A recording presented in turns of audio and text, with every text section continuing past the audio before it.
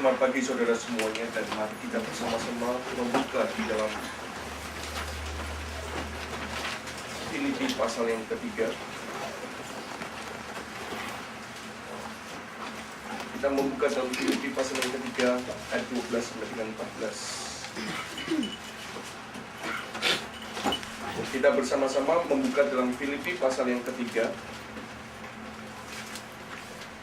Filipi pasal yang ketiga ayat 12 sampai dengan 14. Saya meminta semua jemaat yang mempunyai Alkitab, dan kita seharusnya mempunyai kesadaran juga setiap minggunya kita membawa Alkitab, saudara. Filipi pasal yang ketiga ayat 12 sampai dengan 14. Mari kita bersama-sama membacakan 3 nats Alkitab ini. Bukan seorang aku telah memperoleh hal ini atau telah sempurna, melainkan aku mengejarnya, bahwa aku dapat juga menangkapnya, karena aku pun telah ditangkap oleh Kristus Yesus. Saudara-saudara, aku sendiri tidak menganggap bahwa aku telah menangkapnya, tapi ini adalah Tuhan. Aku melupakan apa yang telah di belakangku dan mengarahkan diri pada apa yang di hadapanku, dan benar-benar tidak ada tujuan untuk memperoleh hadiah, yaitu panggilan surgawi dari Allah dalam Kristus Yesus. Saudara, di dalam hal ini merupakan satu konsep paradoks di dalam satu bagian yang dituliskan oleh seorang yang bernama Paulus, yang dikatakan di dalam hal ini bukan seolah aku telah memperoleh hal ini atau telah sempurna, melainkan aku mengejarnya, kalau aku pun dapat juga menangkapnya, karena aku pun telah ditangkap oleh Kristus Yesus. Saudara, perhatikan di dalam kalimat yang di dalam ayat 12 ini maupun sampai dengan ayat 14, dan berlari-lari kepada tujuan untuk memperoleh hadiah, yaitu panggilan surgawi dari Allah dalam Kristus Yesus. Di dalam pengertian ini adanya satu respon di dalam kebebasan manusia, usaha manusia di dalam meresponi panggilan Tuhan. Ini seolah-olah di dalam hal ini adanya satu campur tangan usaha manusia, tetapi sebenarnya bukan.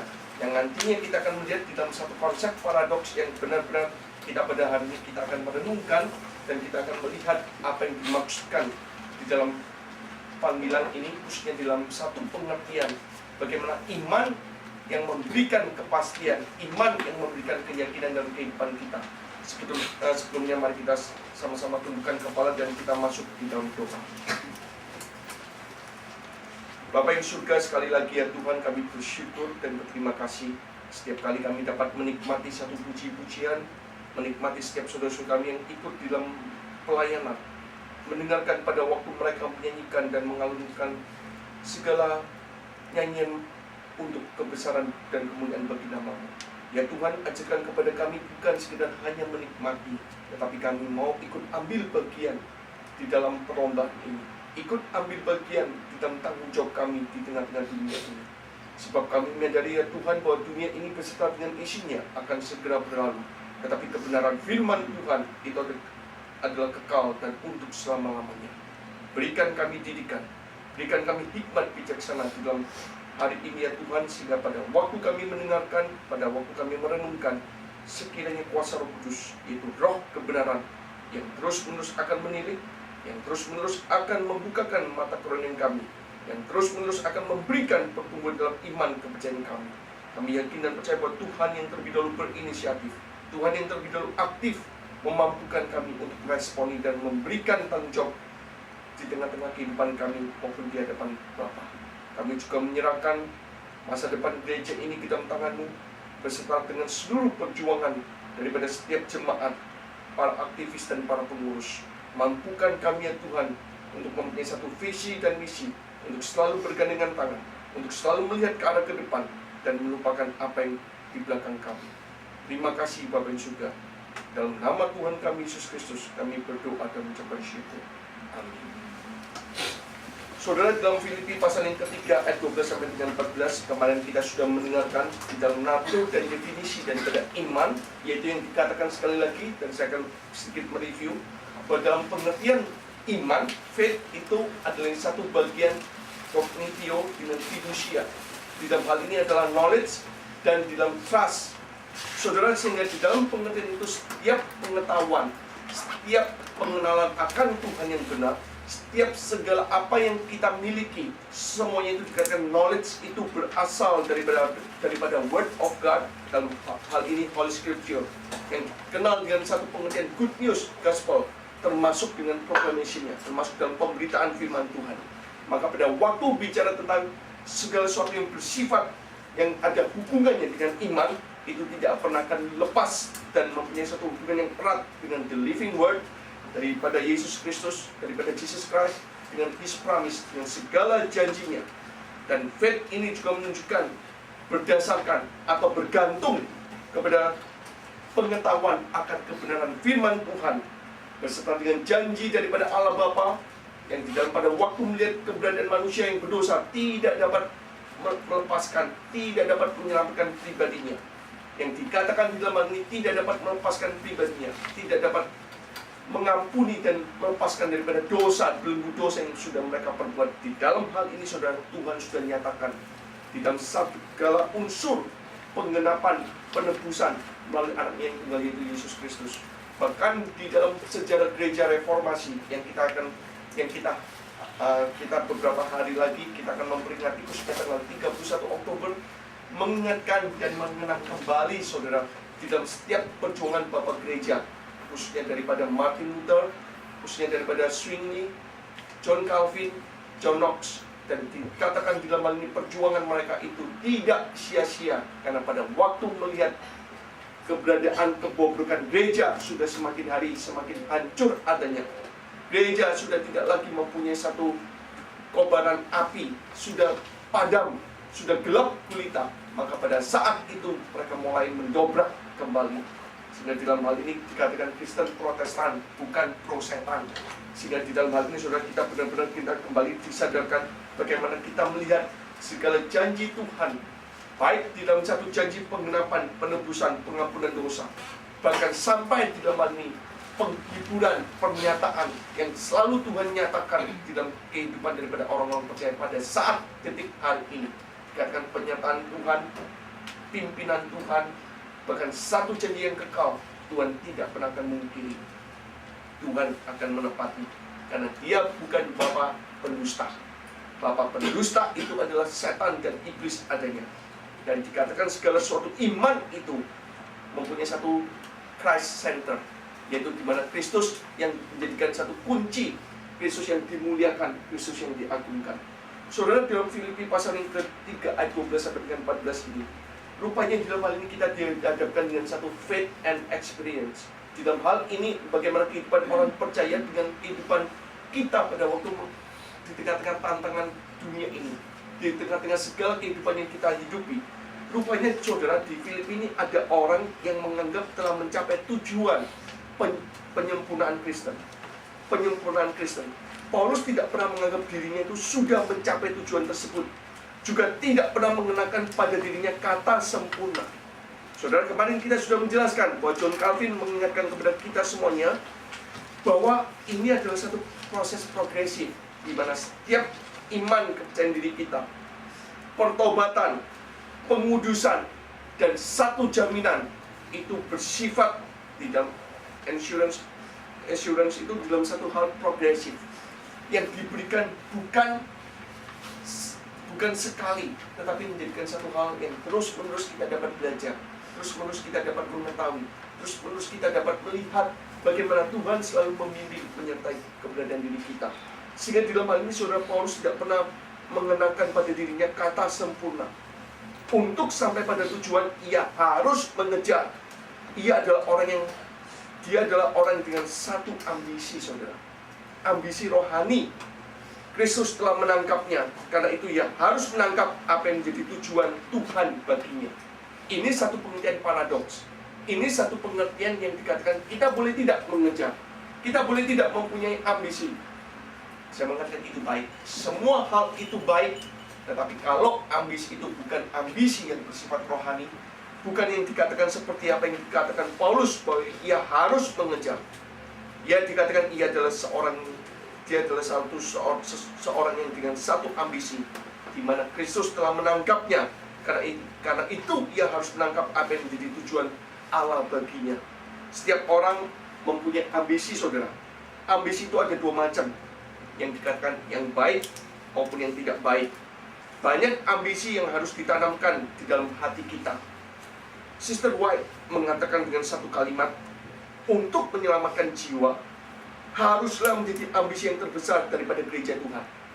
Satu kalimat ini penting sekali. Untuk menyelamatkan jiwa haruslah menjadi ambisi yang terbesar daripada gereja Tuhan.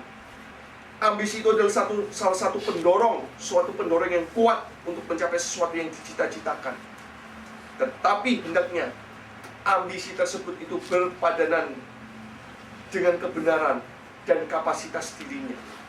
Saudara, kembali lagi, berpadanan dengan kepada kebenaran dan kapasitas dirinya, dengan talenta yang sudah Tuhan berikan, dengan segala visi dan misi yang Tuhan percayakan kepada kehidupan kita. Jangan sampai saudara, ambisi itu dipenuhi dengan menghalalkan segala cara, termasuk yang semestinya bukan miliknya atau bukan bagiannya. Jadi kita sudah merampas, kalau kita sampai penuh dengan ambisi yang dikatakan dengan menghalalkan cara, diri kita sudah merampas dengan segala kelicikan. Itulah yang sering terjadi dalam kehidupan manusia yang jatuh dalam dosa, menikmati kebahagiaan di atas penderitaan orang lain. Saudara yang terkasih dalam Tuhan, masing-masing kita pada waktu mengambil keputusan untuk tinggalkan tanah air kita tercinta Indonesia, bukan? Kita semuanya meninggalkan tanah air kita. Saudara, jangan saudara mengatakan, enggak kok, saya orang Taiwan. Saudara, Taiwan ini lebih baik kalau saya mengaku lebih baik menjadi orang Indonesia, saudara.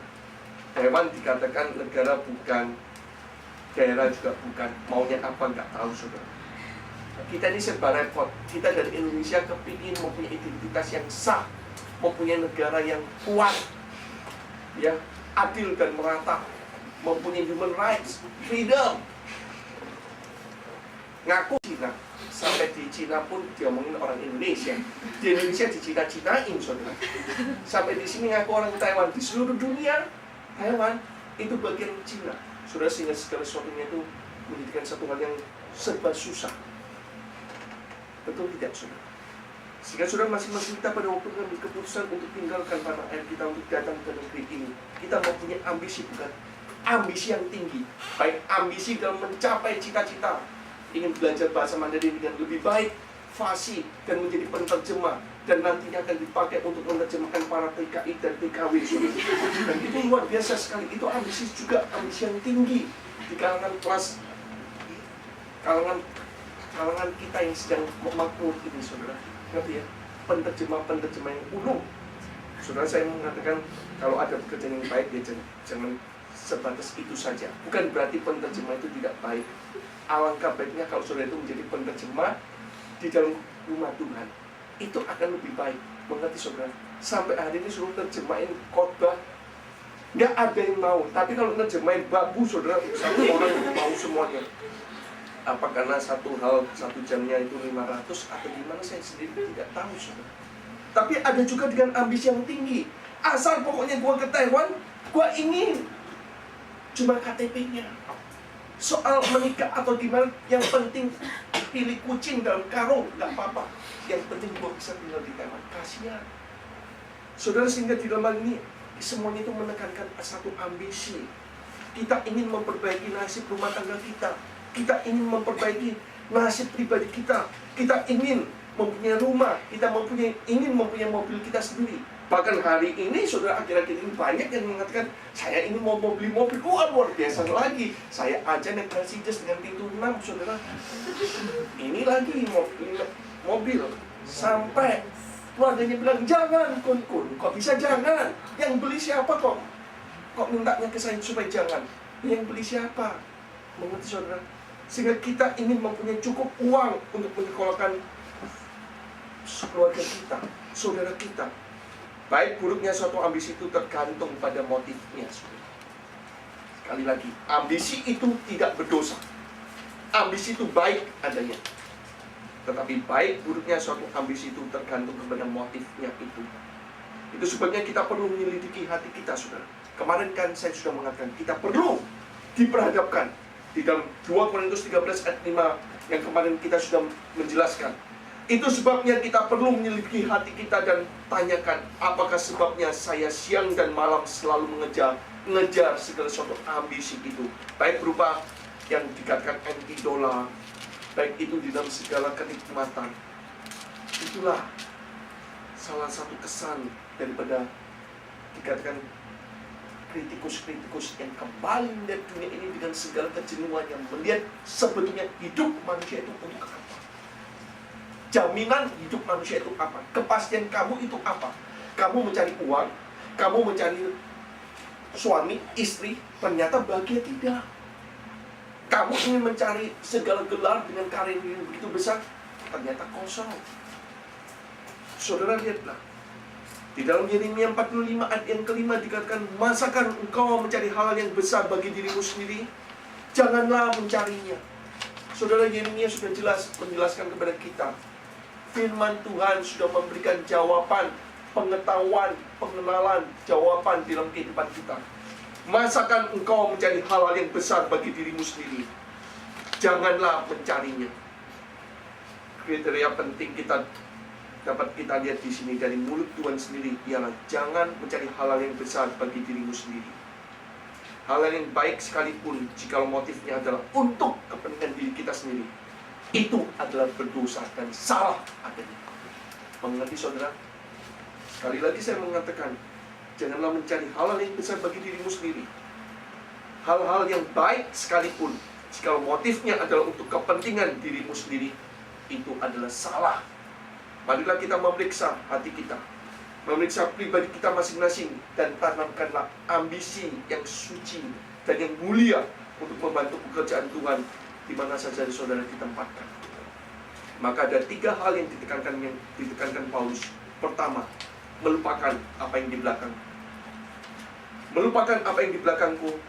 Melupakan bukan berarti melupakan apa yang sudah Tuhan kerjakan di dalam dirinya, yaitu panggilan kudus dan yang tidak bercacat celah ini, melainkan melupakan apa yang sudah pernah ia perbuat di luar Kristus di masa lalunya. Itu yang dimaksudkan oleh Paulus. Saudara bukan melupakan satu panggilan Tuhan, panggilan kudus, bukan. Tetapi yaitu dalam hal ini melupakan apa yang pernah ia perbuat di luar Kristus. Pada waktu saudara menjadi orang yang sudah hidup beriman, yang lama itu sudah berlalu, dibuangkan, Allah tidak pernah memperhitungkan. Allah dalam hal ini mengadopsi, Allah mengkonversi diri kita. Diri kita ini pasti dikonversi, saudara, dikonversi dalam pertobatan dan iman. Allah mulai mengkuduskan, Allah mulai membenarkan, Allah mulai mengadopsi diri kita sebagai anak-anak Tuhan. Berarti saudara, di dalam hal ini ditekankan, melupakan apa yang telah di belakangku. Paulus adalah seorang yang tergila-gila pada Allah, dan ia selalu berbicara tentang dia yang jadi pusat pemikirannya. Lihat saudara, satu kehidupan yang berubah. Dulunya dia hidup di luar Tuhan, di luar daripada iman yang benar. Iman yang dulu itu bergantung pada dirinya sendiri, bergantung pada ambisi, pikiran, dan kemauan dia. Tetapi pada saat Tuhan memanggil, Paulus tercatat sebagai seorang yang tergila-gila pada Allah. Saudara, kita sejak kapan kita menjadi orang Kristen yang tergila-gila terhadap Allah? Saudara, mungkin tergila-gilanya itu hanya sementara. Tergila-gila pada Allah dan ia selalu berbicara kepada dia menjadi pusat pemikirannya. Apa saja yang ia uraikan, dia hubungkan dengan Allah. Ia mengajarkan bahwa Allah itu berdaulat atas kehidupan kita dalam semua aspeknya, sehingga tidak ada satu bagian pun dari pengalaman kita yang dapat kita anggap tidak ada hubungan dengan Allah. Semua aspek, saudara. Bahkan di dalam setiap detik, setiap menit, bagi orang-orang yang percaya, bagi orang-orang yang hidup dibenarkan oleh Tuhan, Tuhan tidak pernah akan meluputkan setiap detik. Tuhan akan pimpin, Tuhan akan menyertai, dan Tuhan turut akan campur tangan.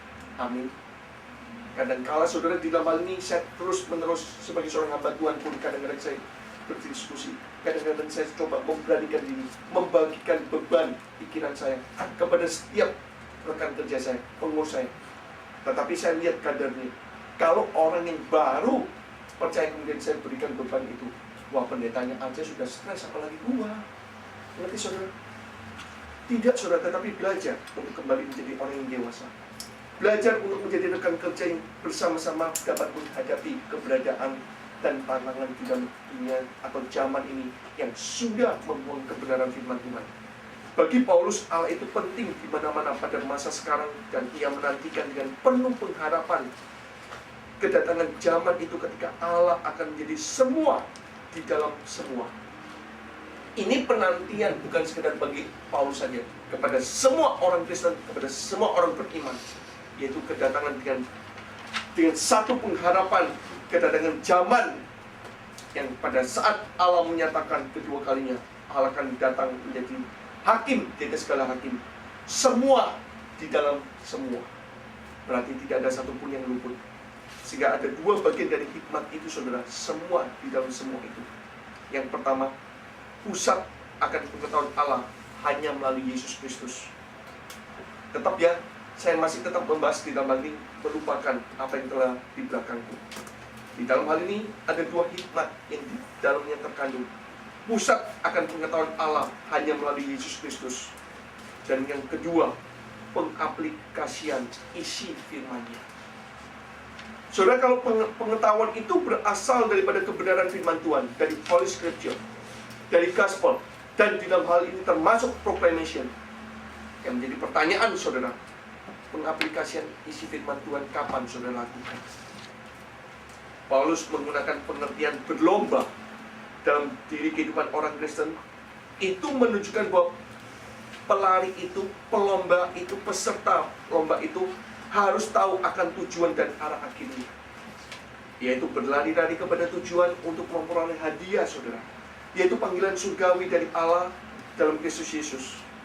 Dan orang Kristen yang diibaratkan sebagai pelari bukanlah mereka yang taunya berlari untuk dirinya sendiri sampai dikatakan berlari untuk dirinya sendiri sampai tujuan terakhir, yang bisa juga dikatakan melarikan diri dari tanggung jawab, melainkan tanggung jawab mereka yaitu membawa, yang seharusnya tanggung jawab mereka itu membawa orang lain ikut di dalam perlombaan itu, berlari sampai garis terakhir, sampai garis tujuan dan arah akhir hidupnya. Di dalam pengertian ini, saudara, seperti Paulus katakan, aku boleh menjadi pelayan Kristus Yesus bagi bangsa-bangsa bukan Yahudi, di dalam pelayanan pemberitaan Injil Allah, supaya bangsa-bangsa bukan Yahudi dapat diterima oleh Allah sebagai persembahan yang berkenan kepadanya, yang disucikan oleh Roh Kudus. Berarti kehidupan daripada Rasul Paulus sebagai seorang yang beriman, yang sudah Tuhan ubahkan, yang dulunya dia lakukan di luar Kristus, sekarang di dalam Kristus.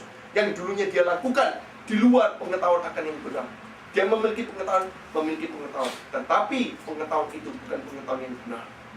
Itu kebebasan yang dia lakukan di luar kebenaran, kebebasan, kemampuan manusia yang seolah-olahnya itu mampu melakukan segala kekuatannya, tetapi itu hanya bersifat sementara saja.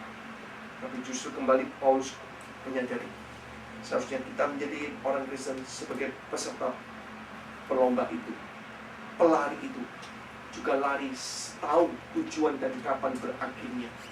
Jangan seperti Forrest Gump. Tahu saudara Forrest Gump? Dia lari, anjingnya sudah nggak ada, lari terus sampai akhirnya dia bilang, saya lelah dan tidak tahu di mana dia harus lari, capek. Itulah yang terjadi dalam kehidupan kita sebagai orang Kristen, saudara. Baik saudara sebagai pelayan Tuhan maupun tidaknya, maupun sebagai seorang jemaat, saudara dihadapkan dengan tantangan. Saudara sedang dihimpit dengan segala keraguan, kebimbangan, percekcokan, perselisihan, konflik, dan mungkin di dalam hal ini dengan segala badai yang besar di dalam kehidupanmu, baik dalam dunia studimu, baik di dalam dunia keluargamu, baik di dalam dunia pekerjaanmu. Seringkali iman kita goyah, seringkali iman kita seakan-akan itu kapal yang diombang-ambingkan di permukaan air laut. Justru kita kembali, saudara, kita harus tahu kepastian ini, bahwa kita sedang berlomba. Segala perlombaan itu tidak ada hal yang mudah. Orang yang mau ikut berlomba, dia harus melatih dirinya, dia harus mendisiplinkan pribadinya, dia harus kembali memiliki satu hubungan yang baik dengan Tuhan. Sebagai seorang peserta perlombaan, saudara, dikatakan yang pertama harus tahu kapasitas dan kemampuan dirinya. Kedua, harus mengetahui keberadaan dan kemampuan lawan. Jelas ya? Dan yang ketiga, harus berani melatih dan mendisiplinkan dirinya di dalam berbagai latihan. Saudara, yang ketiga ini luar biasa. Harus berani melatih dan mendisiplinkan dirinya di dalam berbagai latihan. Saudara, kesusahan itu latihan. Kepahitan, ketidakadilan itu latihan. Ingat saudara, proses. Imanmu itu adalah satu proses. Pertumbuhan imanmu itu bukan pemberian semata-mata diberikan seperti memberikan hadiah. Tidak. Tapi dalam hal ini proses. Allah pimpin, Allah menyertai, Allah menguji. Dan pada saat kuasa kegelapan mencobai, disitulah saudara mulai terbuktikan saudara betul-betul mempunyai iman yang murni atau tidaknya. Iman yang kembali kepada kepastian, keyakinan akan iman itu yang sudah didapatkan, yang sudah tertera dalam kebenaran firman Tuhan. Dan yang keempat, harus berani menghadapi tantangan sekalipun hal itu sangat menyakitkan. Dan yang kelima, harus siap menerima realita yang terjadi. Saudara, jujur, 5 konsep ini, baik seorang hamba Tuhan, baik seorang kaum awam, baik seorang pengurus dan majelis, mungkin hal ini enak didengar, sulit untuk dilakukan. Harus tahu akan kapasitas dan kemampuan dirinya. Harus mengetahui keberadaan dan kemampuan lawan. Harus berani melatih dan mendisiplinkan dirinya dalam berbagai latihan. Harus berani menghadapi tantangan sekalipun hal itu sangat menyakitkan. Harus siap menerima realita yang terjadi. Saudara, satu sikap yang pasif telah terlihat di mana Paulus tidak lagi mengingat masa lalunya, di mana dia juga tidak memberikan kesempatan masa lalunya itu menjadi penghalang dari apa yang akan dicapainya. Benar-benar secara total kepercayaan dan ketergantungannya kepada panggilan Tuhan itu di dalam anaknya Yesus Kristus itu dia sudah dapatkan. Dia sudah yakin yang lama sudah berlalu dan aku melupakan apa yang di belakangku. Salah satu contoh yang tercatat dalam Perjanjian Lama, di mana pada waktu bangsa Israel yang tidak dapat melupakan masa lalunya, mereka mengatakan, kita teringat kepada ikan yang kita makan di Mesir dengan tidak bayar apa-apa. Luar biasa, bukan? Ini sifat orang Indonesia, bukan? Bukan sekedar orang Israel. Kita teringat kepada ikan yang kita makan di Mesir dengan tidak bayar apa-apa. Kepada mentimun dan semangka, bawang prei, bawang merah dan bawang putih. Tetapi sekarang kita kurang. Kita kurus, kering.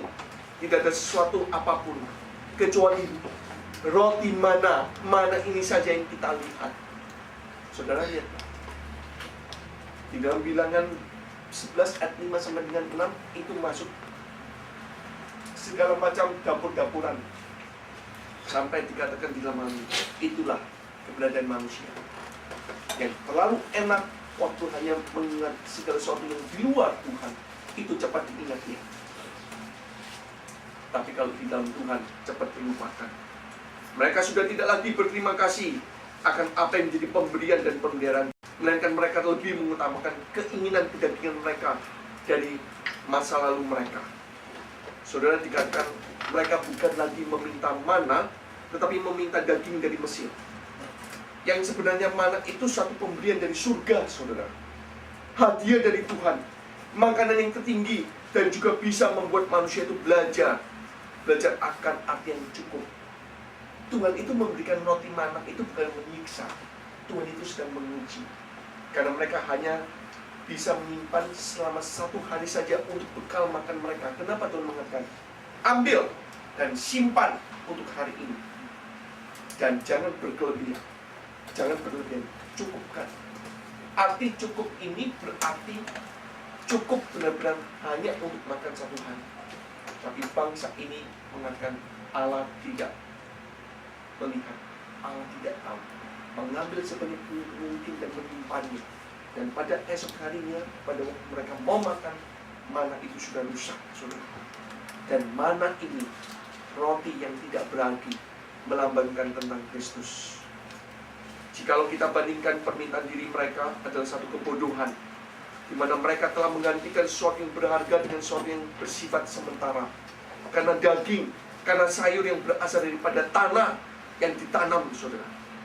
Hadiah itu juga berasal daripada manusia, makanan yang bersifat rendah adanya, yang membuat mereka tidak pernah akan cukup dan tidak ada artinya. Bayangkan saudara, hari ini kehidupan kita tidak lebih daripada bangsa Israel, bukan? Mereka tidak lagi menghargai anugerah Tuhan, melainkan mementingkan keinginan daging dari dalam dunia. Mereka sudah goyah, mereka sudah bimbang, mereka tidak tahu kepastian daripada iman, kepercayaan pribadi mereka di hadapan Allah. Apa yang mereka dapatkan bukan lagi yang bersifat rohani, melainkan yang bersifat duniawi, adanya sementara yang akan binasa untuk selama-lamanya. Saudara yang terkasih dalam Tuhan, seringkali masa lalu itu menjadi penghambat diri kita, termasuk hal yang sering terjadi dalam kehidupan daripada orang-orang yang diselamatkan. Apa yang menjadi permasalahannya, saudara?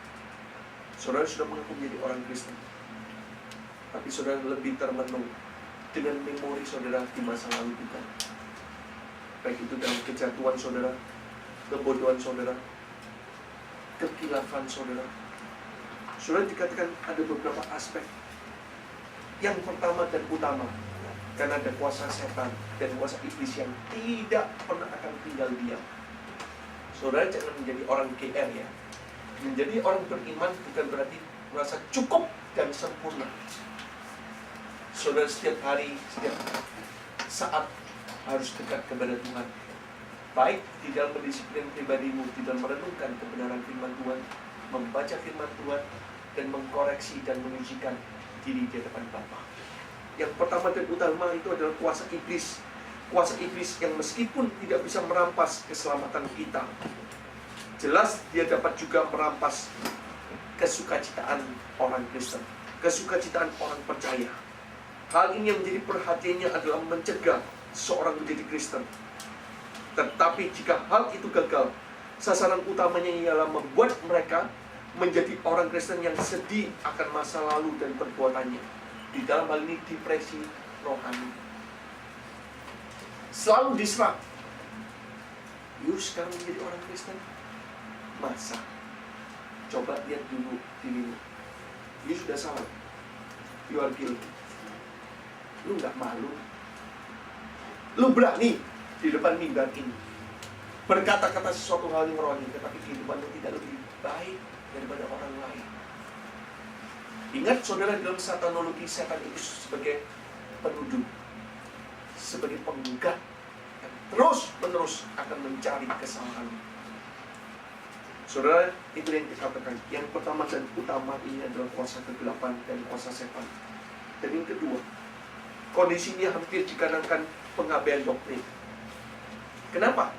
Karena saudara tidak, di dalam iman kepercayaan saudara tidak memiliki pengetahuan akan kebenaran firman Tuhan yang benar.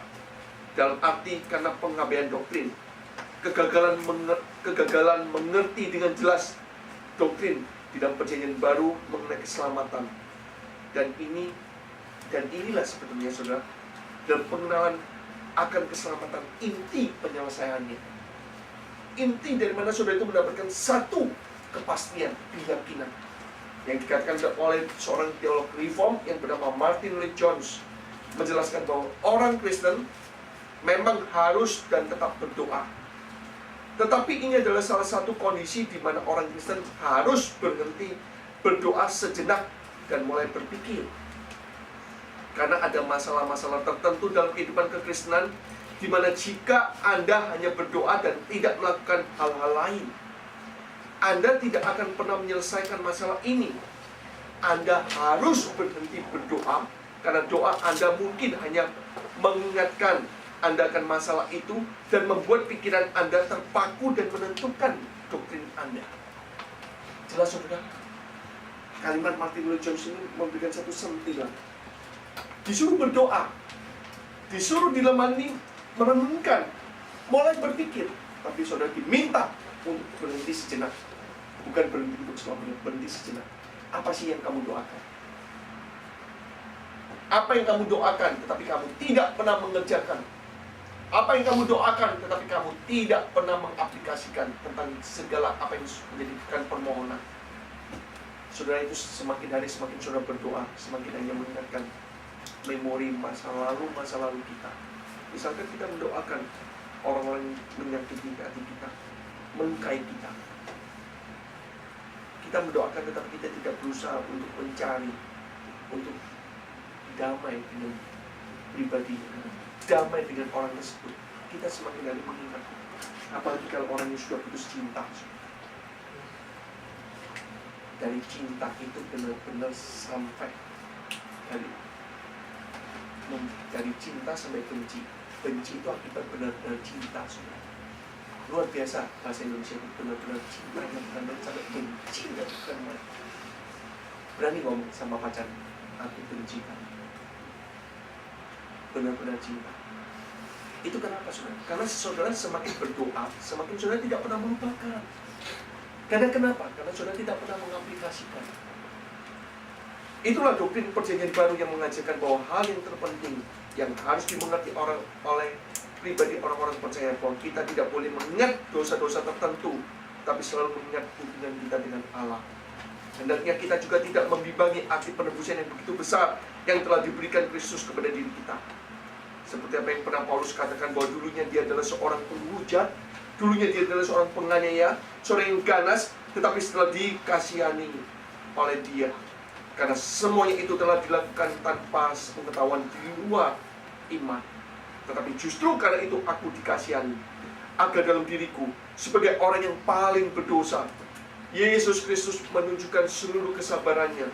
Dengan demikian aku menjadi contoh bagi mereka yang kemudian percaya kepadanya dan mendapatkan hidup yang kekal. Saudara, ini merupakan satu bagian paradoks yang Tuhan selalu pakai, yang Tuhan selalu dilapani terus-menerus mempoles kehidupan daripada orang yang percaya. Dan yang di dalam hal ini, saudara, orang Kristen yang tidak sungguh-sungguh percaya kepada kitab suci, kita sering dikatakan memikirkan masalah saya adalah dosa yang besar yang telah saya lakukan. Itu yang sering kali berkecamuk. Yang sebenarnya masalah terbesar adalah ketidakpercayaan, saudara. Saudara mengingat masa lalu itu dan terus bertanya, Tuhan, benar nggak sih aku diselamatkan? Aku dosanya sudah banyak loh Tuhan. Ngomong apa lain ngerjainnya. Dosa Tuhan. Dulu kadang-kadang ini kok nggak bisa, rasanya ini nggak mungkin lah aku diselamatkan. Masa sih keselamatan sekali diselamatkan tetap untuk selama-lamanya? Iya kan? Pernah bertanya, saudara? Mungkin tidak. Model kayak aku gini kok bisa diselamatkan? Ngerti ya? Kita kadang-kadang melihat orang lain model kayak lantai 11 gitu ya, bukan morfinis, bajingan gitu, penjahat. Kalau diselamatkan gimana besok satu rumah sama saya di surga, satu kamar. Pernah suatu kali, saudara, saya digelitik oleh sentilan daripada dosen saya yang mengatakan, "You membenci dia." Saya mengatakan, dilihat apanya dulu. Kalau mau jawaban yang rohani, saya berusaha untuk mencintai. Tapi sebenarnya saya tidak bisa mencintai. Wah, celaka lu, dia bilang. Celaka kamu. Besok-besok Tuhan tahu kamu membenci dia. Akhirnya Tuhan berikan satu kamar dengan dia di dalam kerajaan surga. Sambil melihat tenggelam di dalam kasih-Mu Bapa. Rasain kamu, dia bilang. Saudara, ini merupakan satu hal kenapa. Dan kemudian kita mulai bertanya. Waktu orang bertanya itu karena ketidakpercayaan, saudara. Saudara, Petrus dalam Kisah Para Rasul pasal yang ke-10, dia naik ke atas rumah untuk beristirahat, dan di situ tiba-tiba diliputi kuasa ilahi dan melihat suatu kain lebar turun dari surga beserta dengan segala binatang berkaki 4, dan dia mendengar suatu suara berkata padanya, "Bangunlah, hai Petrus, sembelilah dan makanlah." Petrus berkata, "Tidak Tuhan, tidak, sebab aku belum pernah makan sesuatu yang haram, yang tidak tahir." Ingatkah, saudara, dikatakan ingatkah, saudara, apa yang terjadi padanya? Suara Allah dari surga datang kepadanya lagi dan berkata, apa yang dinyatakan halal oleh Allah tidak boleh engkau nyatakan haram. Secara sederhana Allah berkata, apakah kau sadar apa yang sedang kau lakukan? Engkau bersikeras menyebut sesuatu haram dan tidak tahir, padahal aku memerintahkanmu untuk menyembelih dan memakannya. Apa yang dinyatakan halal oleh Allah tidak boleh engkau nyatakan haram. Orang Islam tidak alkitabiah. Mengerti saudara? Babi ciptaan Tuhan atau ciptaan Muhammad? Jawab. Ciptaan Tuhan. Apa yang Tuhan ciptakan itu halal tidak? Halal. Enak nih. Ngerti saudara?